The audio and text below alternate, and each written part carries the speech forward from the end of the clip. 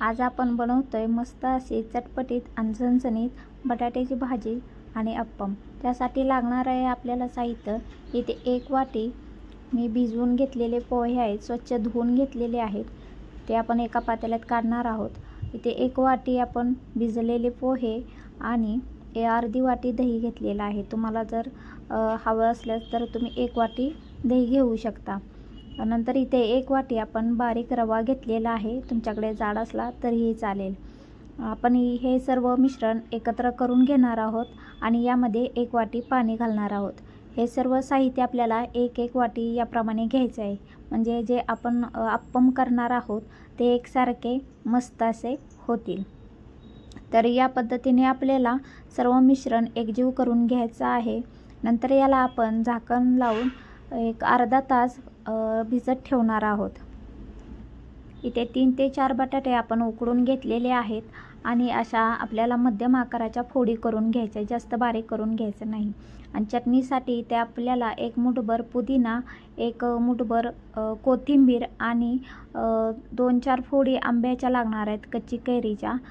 तुमच्याकडे कच्ची कैरी नसेल तर तुम्ही आमचूर पावडर वापरू शकता किंवा अर्धा लिंबाचा रस ही वापरू शकता। इथे 5-7 हिरव्या मिरच्या घातलेल्या आहेत, थोडंसं आलं घालून घेणार आहोत आणि थोडंसं पाणी घालायचं आहे। आपल्याला याला मिक्सरला मस्त असं बारीक वाटून घ्यायचं आहे। तर या पद्धतीने आपली चटणी तयार झालेली आहे।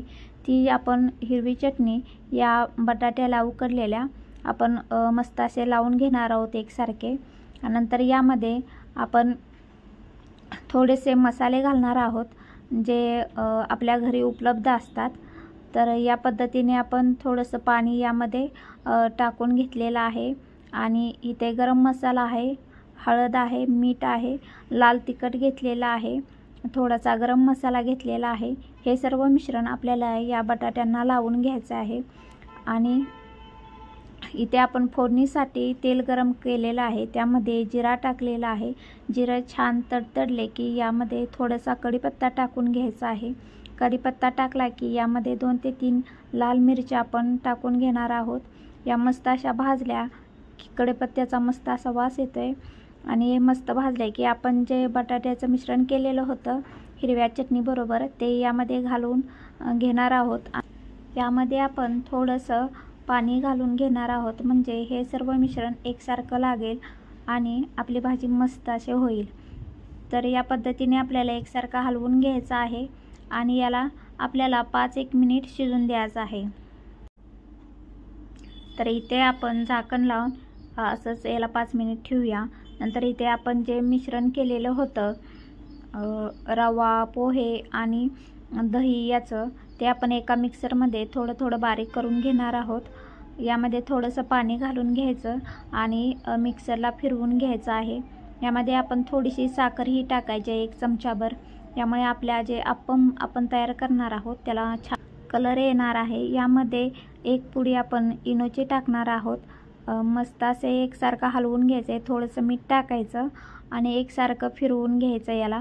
या पद्धतीने आपण हे मिश्रण करून घेतलेलं आहे, तुम्ही बघू शकता। या पद्धतीने आपल्याला एकसारखं हलवून घ्यायचं आहे। या पद्धतीने आपल्याला हे मिश्रण हवं आहे। जर तुम्ही माझ्या गावची चव लय भारी या चॅनेलला सबस्क्राईब केलं नसेल तर प्लीज सबस्क्राईब करा आणि ही रेसिपी आवडली असेल तर लाईक करायला विसरू नका। तर इथे आपण तवा गरम केलेला आहे, यामध्ये थोडंसं तेल टाकलेलं आहे। नंतर पळीच्या साहाय्याने इथे आपण एकसारखे असे छोटे लहान असे अप्पम तयार करून घेणार आहोत। तुम्ही बघू शकता या पद्धतीने त्याला असे छान बुडबुडे पण आलेले आहेत। तर आपलं पीठ एकसारखं झालेलं आहे छान। तर या पद्धतीने आपल्याला सर्व असे अप्पम तयार करून घ्यायचे आहे। जर तुम्ही असे तुम्हाला आवडत नसेल तर तुम्ही दोन्ही साईडने असे भाजून घेऊ शकता। या पद्धतीने आपले सर्व अप्पम तयार आहेत। लहान मुलांच्या डब्यासाठी किंवा नाश्त्यासाठी हा एक उत्तम छान पर्याय आहे। जर तुम्हाला आवडला असेल तर लाईक करायला विसरू नका। धन्यवाद।